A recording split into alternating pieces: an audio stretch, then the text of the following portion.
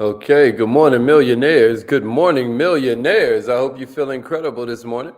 My name is Haziq Ali. Give me a replay, gang, if you're watching the replay. Every single morning, I'm here to help you make more money with your business. That's our simple stated purpose, and I hope that we are fulfilling that with you. I hope that you start to recognize after tuning in a couple times, they're like, hey, my business is worth a lot more than I've been giving it credit for.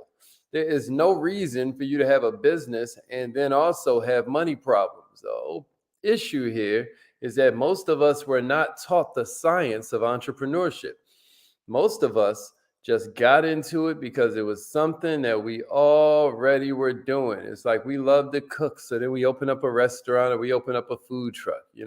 Or we love helping out around the house. The next thing you know, we have a handyman business. So we're out here, maybe doing some landscaping. Point I'm making is that just because you're good at a certain craft or a certain skill does not make you prepared for entrepreneurship.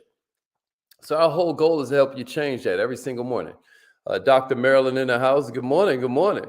Yeah, that's right, Letitia. The science of entrepreneurship. That's exactly right. My man Molly Mall is in the house. Good morning, millionaires. Check it out. Make sure that you check in right now. Check in right now. About to call in the live line, but rep your city. Let them know what kind of business you have. Let them know how exactly you help other people. We want to know all about it. Let's grow. You have something special. You have greatness in you. Hello, this is Les Brown, and you're in the right place at the right time because we're going to bring the millionaire out of you. Just hold on. That's an absolute fact. That is an absolute fact. Please announce yourself. All participants are muted. Entry and exit tones are off. Okay, good morning, millionaires. Good morning, millionaires. What I'd love everybody to do is go text message 3 people and then come back and say done. If you're checking in on the phone line, and send the number out to 3 of your friends and then come back and be like done. Just respond to Dear Millionaire like done, I did it. And I'm going to shout you out because I want you to recognize that adding value to other people's lives is an easy way for you to get luckier. A lot of times luck or opportunity or a solution is going to come to you in the form of other people. And this is where you got to remember, whenever you sow seed, you're scheduling a harvest. So sow some seed this morning. Share this with another entrepreneur. You never know when you're going to need an answer and depend on somebody else to give you one. Speaking of that, please give stars, please like, please comment, please share, and then please subscribe. Please turn on your notifications. If you're watching on Facebook, somewhere up in here, there's some little dots you can push, and then it'll take you to my page. You can turn on your notifications. So whenever we go live, they make you aware of it. You never have to miss one of these shows unless you just don't feel like rocking with your boy that morning, which is perfectly okay too. But I just don't want you to have wished you were here and you miss it. Is that fair? So this morning we're talking about a book called How to Win Friends and Influence People. How to Win Friends and Influence People. This is a perennial classic right here from a guy named Dale Carnegie. I cannot tell you how many of the great ones this book has influenced, but this morning what I wanted to do is help influence you. Because as I teach, every sale is made up of 80% rapport. 80% rapport. Check it out. People ain't going to buy from you unless they trust you. And let's face it, they can't trust you until they feel like they know you. Does that make sense? Can somebody type that in the comments for me if that makes sense to you?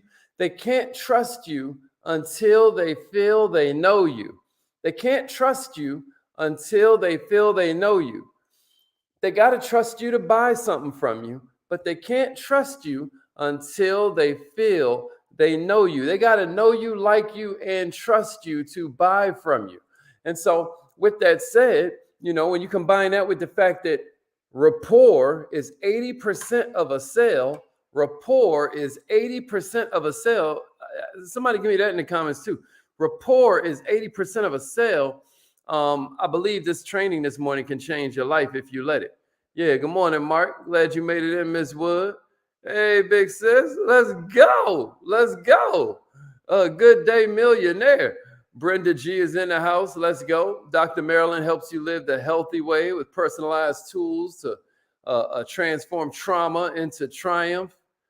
That's beautiful. That's beautiful, Dr. Marilyn. What a good kind of like elevator speech. My man DJ Jamad is in the house. Let's get it. Let's get it. That's exactly right, Vita Lachey. They can't trust you until they feel they know you. Isn't that simple? I feel like that's really profound, even though that's really, really simple. Huh, Rose? Good, good, good. Oh, Miss Davis, so you know about this book. What was your biggest takeaway from this book, Miss Davis? I bet you it's something we're going to talk about this morning, but I'm very curious to hear what your biggest takeaway was. How you doing this morning? Good, Jennifer. Good, Jennifer. I'm glad you made it in.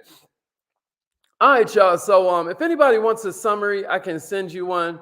I sent one out to a bunch of my mentees yesterday, but if anybody here would like a summary of it, I can send you one. Bottom line is that this book really tells you how to build rapport. It really shows you how to become a better influence and a more powerful influence in the lives of your family and friends or strangers. It starts off with 3 different techniques for handling people that you may want to jot down in your notes. The first one is don't criticize, don't condemn, and don't complain. I thought that was a powerful way to start this thing off. Don't criticize, don't condemn, and don't complain. How many of us fall victim to feeling like, I don't know, sometimes it's a lot more fun to complain. Sometimes this person's being so inane or so obtuse, we kind of got to condemn them. We kind of got to like, I don't know, there's just something wrong with this person, right? Or maybe we tell them, hey, there's something wrong with you. You know what I mean? Well, this book says maybe you shouldn't do that. You know, you can change somebody's life with a criticism. You can change somebody's life with a compliment, but we'll get to that later. Do you recognize that there is no way for you to grow an influence with somebody while also criticizing them and making them defensive? The minute you criticize somebody, their guards are going to go up. Sometimes you hear people say, don't get so defensive. Well, sometimes they're getting defensive because of the way you delivered your message. You were a little too critical, right? You fell for condemnation a little bit too easy. You were complaining a little bit too much. That's technique number 1 for handling people. I hope that helped. Here's the second one, right? Flowing right into that. Give honest and sincere appreciation. Now, if you give that appreciation is just gushing and overflowing and not very real, they're going to see right through it. But a second technique for handling people is give honest and sincere appreciation. It's an art form. There's something that you sincerely appreciate about your fellow human. Maybe it's the earrings she picked out, but maybe it's the way you notice she always handles people with poise, even when they're irritated. Maybe this bus driver just has the best attitude of it, or this Uber driver really just made your morning with their cheerful countenance, right? What can you do to give honest and sincere appreciation for that? Maybe this waiter put their foot in the service. I'm talking about you never had to look at your cup twice. You didn't even see them come and fill it back up. Your drink stayed full. Maybe it was just the way that they described the meal so that you knew how to order and they already had your mouth watering before the meal arrived. Maybe it was the way that they offered the chair to your mom before she sat down. What can you do to appreciate them for that? What can you do to brag on them to their manager while they're within earshot? We talked a little bit about that last week. There are some real jewels in this book about handling people. And speaking of that, here are 6 ways to make people like you according to the book. Y'all ready? You ready, Desiree? We're going to give you 6 ways to make people like you. That's right, Miss Cynthia. That's exactly right. Here are 6 different ways, Corey, to make it so that people rock with you. Appreciate that, Samaya. All right, let's get it. Let's get it. Here we go. 6 ways to make people like you. Here's the first one. Become genuinely interested in other people. In other words, I think this book is where the quote comes from that you can win more people in 2 weeks of being interested than you can in 2 months of trying to be interesting. Isn't that interesting? You can win more people to your side much quicker and much more sincerely in 2 weeks of being interested than you can in 2 months of trying to be interesting. I thought that was pretty cool. Here's the second way to make people like you. Smile. I know that sounds really simple, but it's really true. You smile at a baby, the baby smiles back. You know, our brain has a really crazy program in it that says if you're smiling at me, then I must be able to trust you. Isn't that crazy? Just the fact you're smiling at me makes it so that it's a real dumb program the brain has, but it's powerful. Just because you're smiling, I'm like, you can't mean me any harm. So I dare you, learn to smile a little bit more. Maybe your smile doesn't come as easy, and it's time for you to kind of like practice that skill set a little bit more. Maybe you practice smiling in the mirror when you introduce yourself to somebody. Like, hey, how you doing? My name is, right? Maybe you practice it, but it is always going to make you look better. That is the cheapest way for you to beautify yourself, is the smile. Here's the third way to make people like you. Remember that a person's name is the sweetest sound to them in any language. Remember that a person's name is to that person the sweetest sound in any language. You know, if you want to learn how to remember names better, then when they ask you their name, be like, wow, what an incredible name. Where does that come from? You know, ask them some kind of question like that. Now, if their name is John or something like that, be like, oh, John, were you named after anybody? You know what I mean? Like, get them talking about their name. And then the second tip to remembering names more is see if you can repeat it 3 times in a conversation. You know what I mean? Oh, that was really funny, John. You crazy, John. Oh, so John, let me ask you something, right? Before you know it now, I'm going to remember that person's name. So first I asked them where the name came from or were they named after somebody else. Then after that, I repeated the name a few times in a conversation. And then finally, make sure you end the interaction with saying their name. All of this is going to help you remember their name. That's going to make people like you more because a person's name is to that person the sweetest sound in any language, according to How to Win Friends and Influence People. Here's a fourth way to win people over and make them like you more. Be a good listener. Right now in my Facebook stories, I put up this reel from Michael Jackson back when he looked like, you know, a young black man. And he was just breaking it down, his, you know, one of his keys to success. And he's just talking about how listening makes you a lot easier to work with, et cetera, so forth. So be a good listener. Encourage people to talk about themselves. There is this weird phenomenon, y'all. And I'm talking to all of my phone-based business owners. There's a weird phenomenon, y'all, where you'll be chopping it up with somebody and all you did was make them talk about themselves. And then they will leave the conversation saying, wow, what an interesting conversationalist. Or wow, I really enjoyed that conversation. And they won't even recognize, they don't know nothing about you. They haven't heard you talk about anything about yourself. They barely know you still, right? Because what you did was you encouraged them to talk about themselves. You were a good listener. So that's number 4. Number 5, in terms of how to make people like you a lot easier, a lot quicker, is talk in terms of the other person's interest. Talk in terms of the other person's interest. I just now did that with my mom, right? When my mom came to stay with me, I think the weekend before last, when I just needed something to chop it up with her. It's a subject that I maybe didn't even necessarily want to talk about, but she loves talking about it.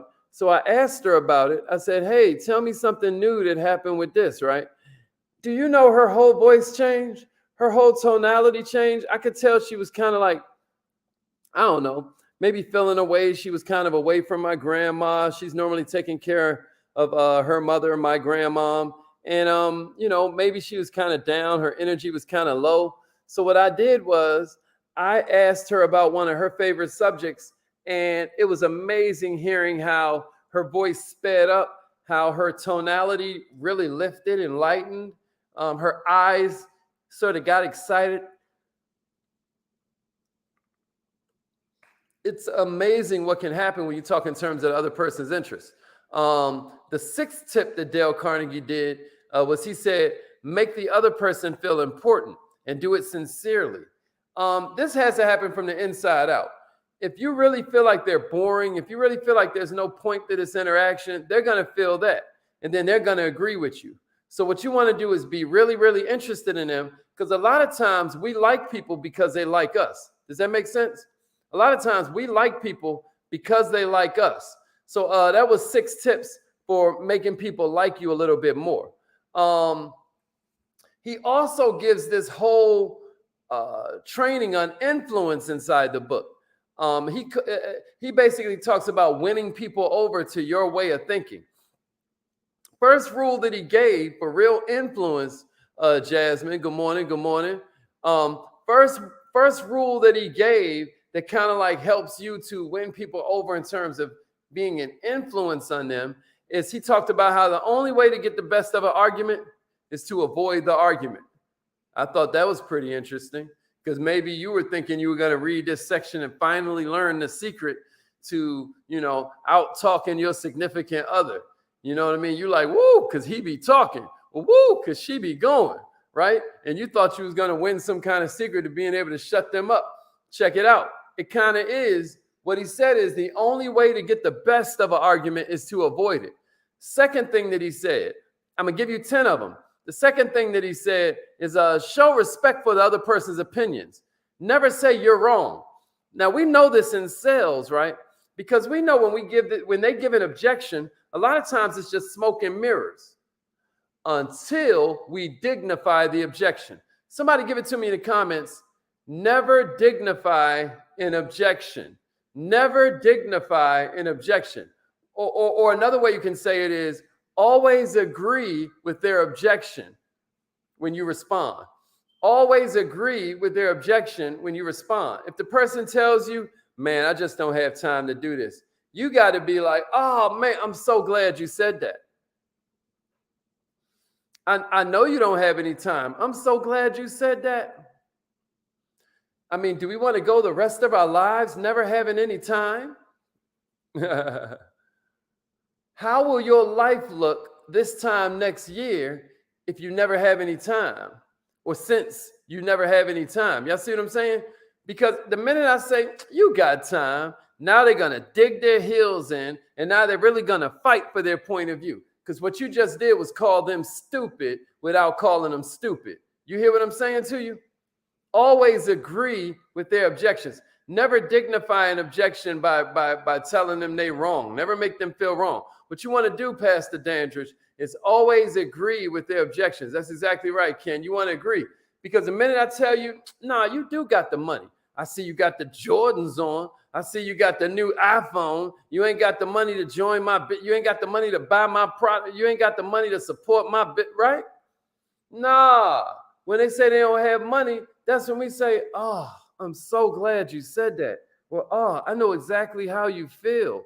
Or, yeah, man, I heard you. I remember you were kind of telling me you have money issues. I get it. I understand. Let me ask you something. What's your plan to stop having money issues? How does this look 3 months from now if you don't do something about your money issues? How does this look a year from now, right? But I can't get to any of those exploratory questions until I agree with their objection. You got me? Never say that they're wrong. Because the minute you say they're wrong, they're going to dig in. And now, even though that was a lie, they're going to make it true because you tried to argue with them. Here's the third one. If you're wrong, admit it quickly and emphatically. Oh, yeah, I was wrong about that. Oh, man, I could have done that a lot better. You know what? Thank you for pointing that out for me. You know what? I'm going to think about that. Sometimes you might even say, wow, do I really do that? Learn to laugh at yourself, etc., so forth. But always admit when you're wrong. This is how you win people over. This is how you begin to gain more power and influence. Because they're like, wow, if they're strong enough to admit when they were wrong, maybe they're strong enough to lead me. Because chances are they're also going to be committed when they're right.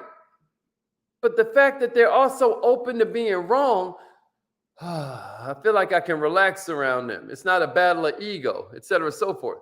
Fourth one is begin in a friendly way. Enough said right there. I think a lot of times we forget that there are things that we should do in the beginning of our sales approach that make it so that we begin in a friendly way.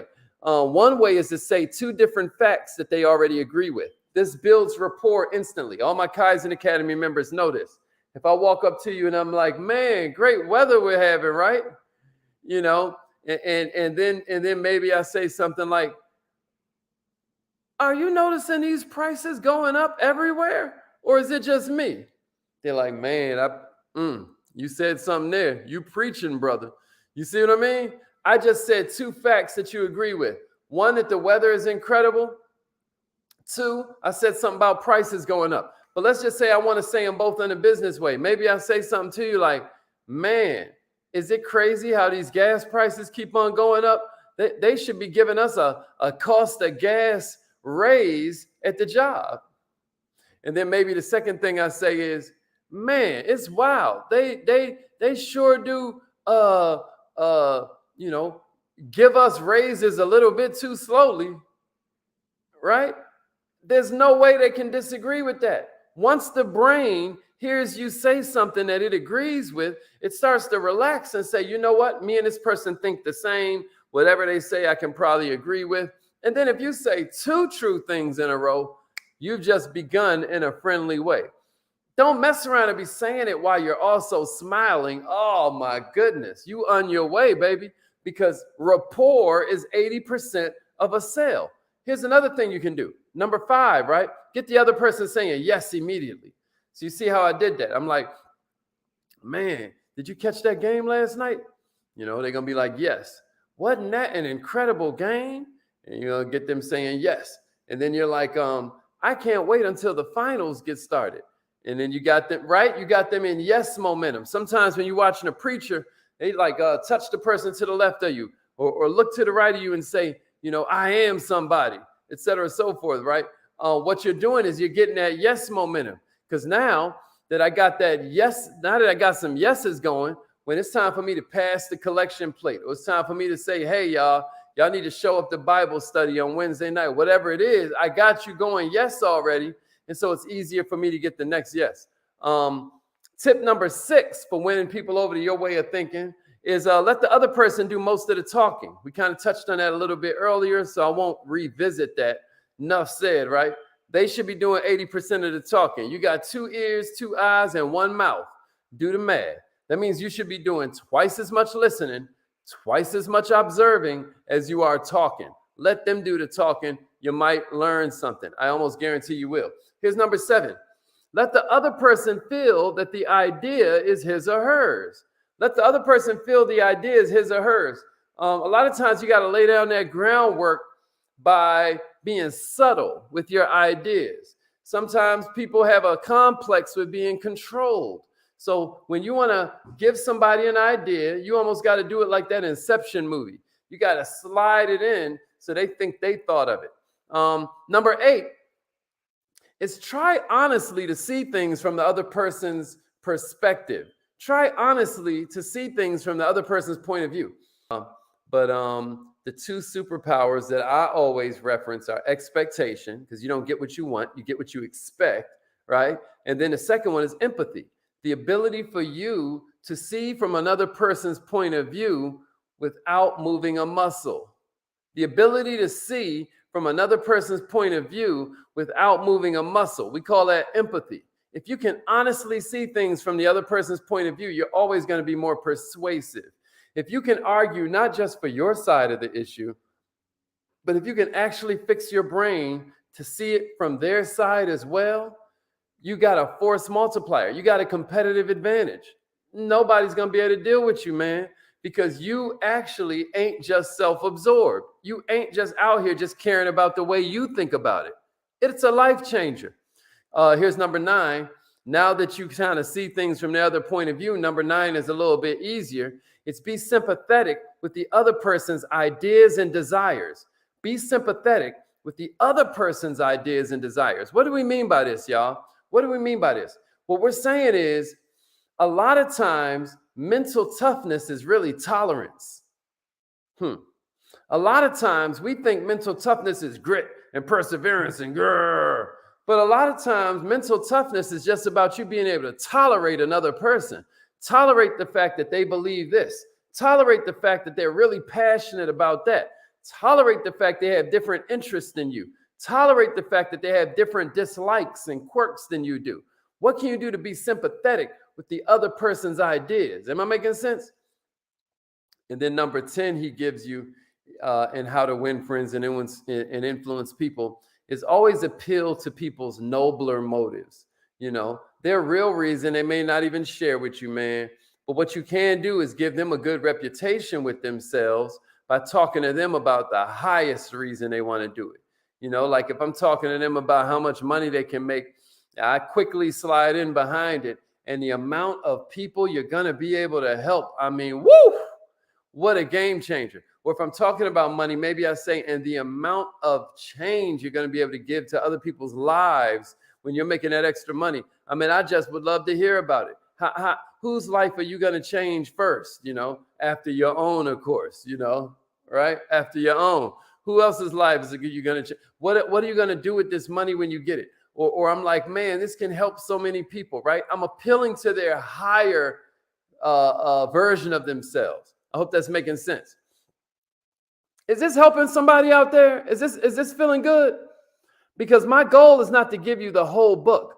My goal is to make it so that you want to check the book out yourself. People are emotional, y'all. The bottom line is we're not dealing with creatures of logic when you're talking about other human beings. We're talking about creatures that are bristling with emotion, prejudices, pride, vanity, right? In fact, the book talks about how everything that's ever been created in human existence was created because people wanted recognition. Think about that. I wouldn't be able to talk to you from my laptop right now if somebody didn't want some recognition. This shirt was designed by somebody who wanted some recognition. You got me? The house you live in, the car you drive, it was all created by people who wanted recognition. I hope I'm making sense to y'all. So give people recognition. A lot of people in your life, man, you don't recognize it, but you could change their whole lives just by noticing something they do really well and complimenting them on that, giving them recognition on that in front of everybody. Now they're working that into their self-image. You can even do this with family and friends. You know, if you have a certain personality trait that you really want to bring out of the person, what you can do is compliment that trait. Like, I love how you always keep my secrets, friend. Now, even if they kind of like aren't good at keeping secrets, they don't want to lose that title with you. You get what I'm saying to you? You just now changed their life. People fall in love because of how they feel about themselves when they're around you. This is why you got to be careful and make sure that you are edifying and speaking life to your loved ones. And I'm not just talking about your significant other. I'm talking about your children. I'm talking about your parents. Speak life into the people around you. Because what happens is you begin to adjust their self-image, and guess who they're going to be when they're around you? I love how much patience you have. Now they're going to be more patient because they don't want to lose that reputation with you. Am I making sense, y'all? Am I making sense? All right, y'all, I'm going to shut up right there. Give your biggest takeaway in the comments. What was your biggest takeaway? You know, if you want to read a summary, or if you want to listen to a summary of how to win friends and influence people, I'll send you one. Just reach out to me. It's affirmation time right now. You know, please give your biggest takeaway in the comments. I can't wait to see what you think. Can't wait to see what you pulled out of this thing. Really appreciate you being here this morning. Hope you learned something that you can in turn teach to somebody else.